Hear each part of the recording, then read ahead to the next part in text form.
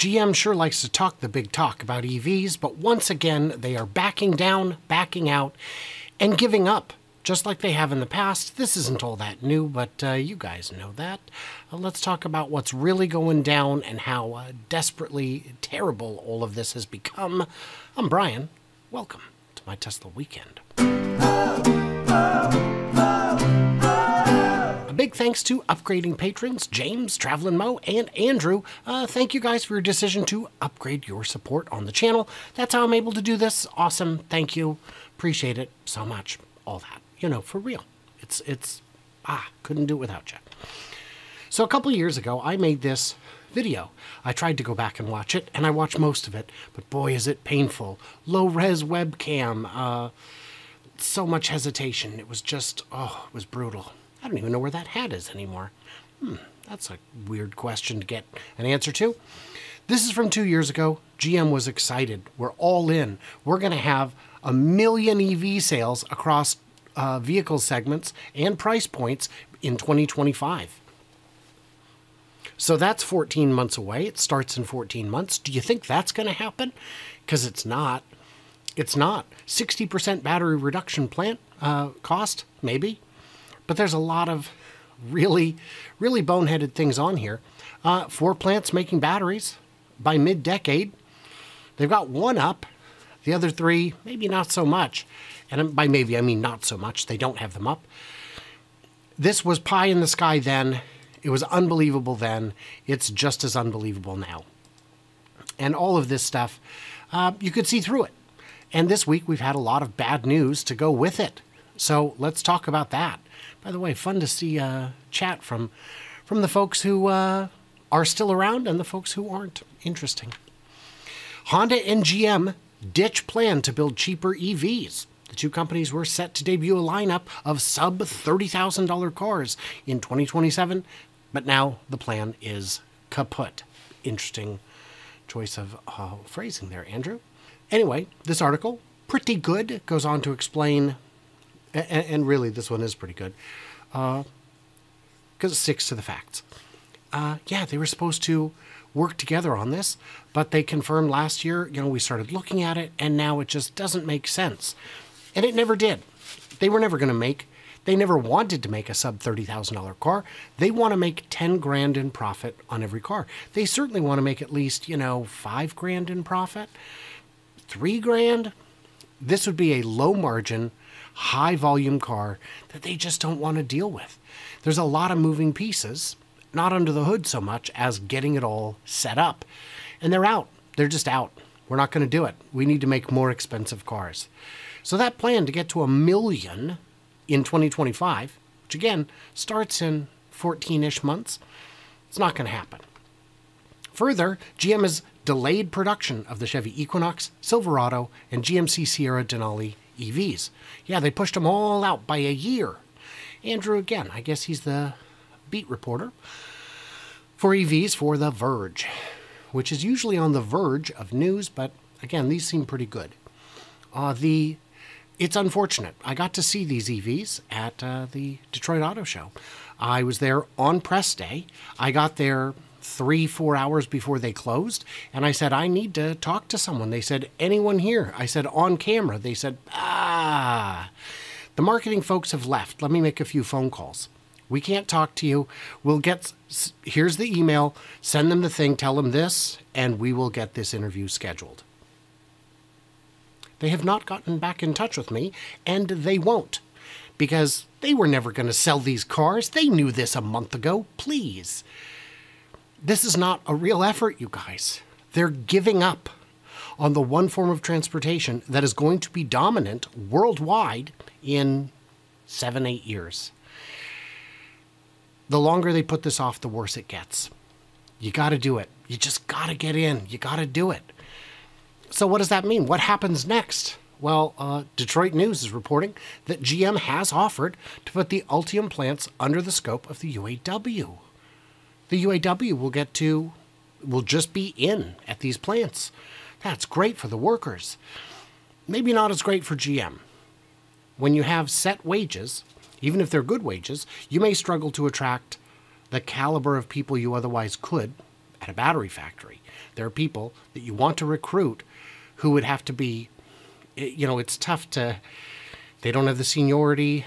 You can't give them necessarily the package you would want to. So it would result in lower wages for some of them, and really for most of them, because these would all be brand new workers. So that's kind of a short end of the stick. The union loves it. They're all about it. So good for them. But this is a potential problem.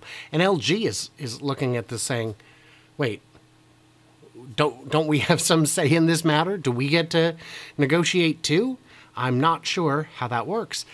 And battery plants are not super labor intensive. You look at the size and output of something like Giga Nevada, and you'll see the parking lot is rather small.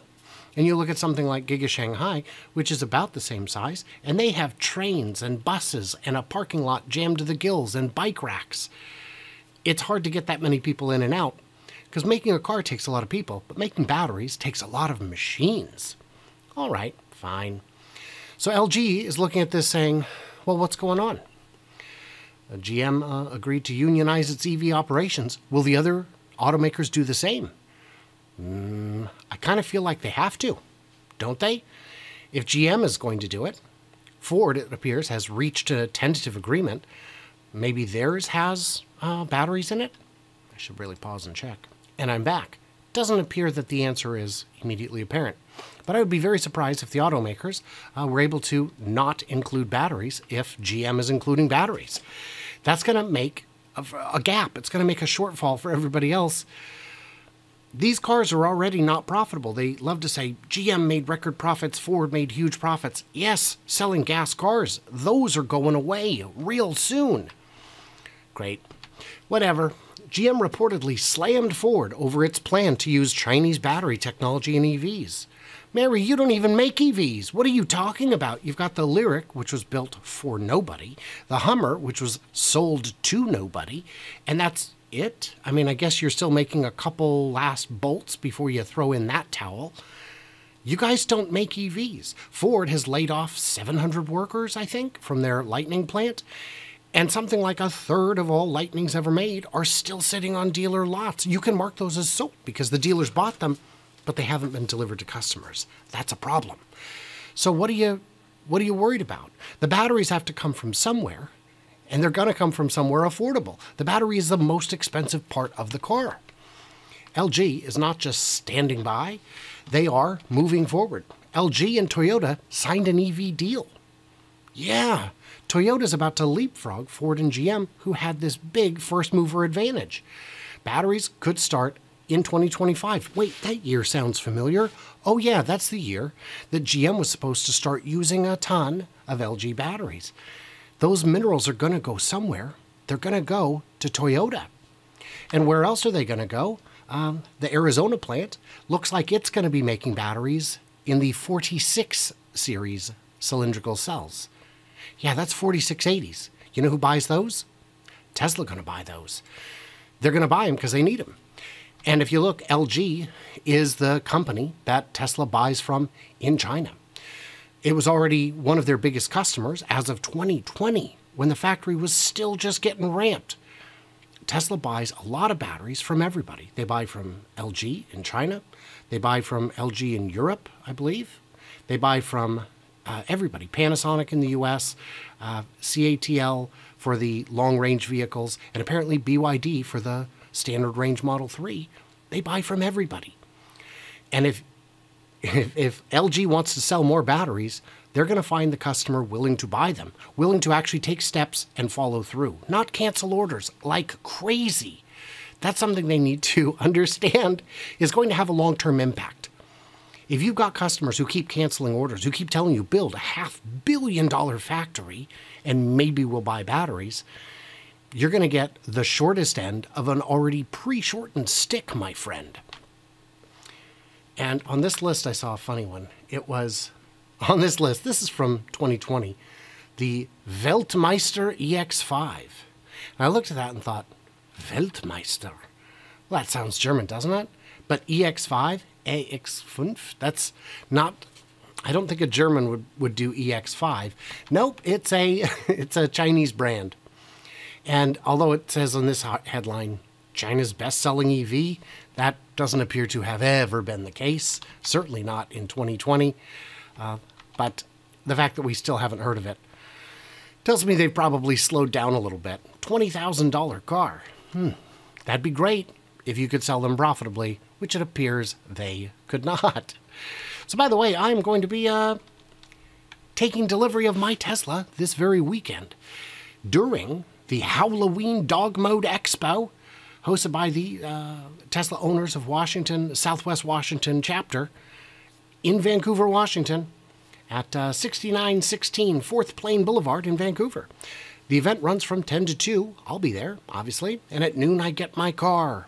So if you're going to be there, hey man, swing by, say hello. I'd love to, do that. That's a thing. So what did I miss? What did I misunderstand? I'll leave it in them comments. Thank you to my patrons, my subscribers, my YouTube channel members. All you guys are what's keeping the lights on. Yeah, in these dark times. Otherwise, yeah. So stay tuned, stay juicy. Can't wait to hear from you clever robots at the Dog Mode Expo.